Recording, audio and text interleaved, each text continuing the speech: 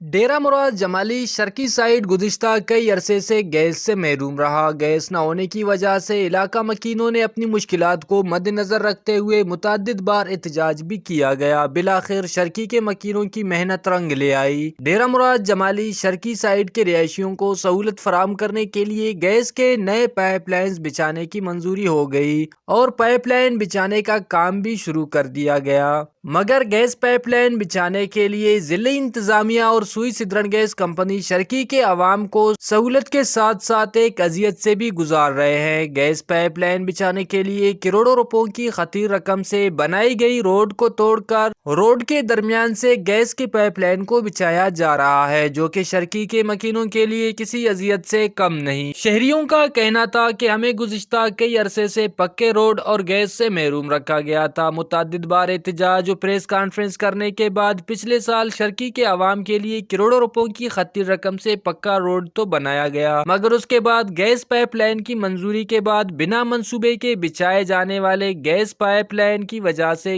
کروڑوں روپوں کی خطیر رقم سے بنائے گئے روڈ کو اکاڑا جا رہا ہے، جو کہ شرقی کے عوام کے لیے کوئی اذیت سے کم نہیں۔ شرقی کے عوام نے chief secretary Balochistan, commissioner Nasirabad division اور ڈپٹی کمشنر نصیر آباد سے اپیل کرتے ہوئے کہا کہ بنا منصوبے کے بچھائے جانے والے پائپ لائن اور اس سے ہونے والے نقصانات کا نوٹس لیا جائے۔ کیمرہ مین معشوق رند کے ساتھ ریاض بلوچ، وش نیوز، نصیر آباد۔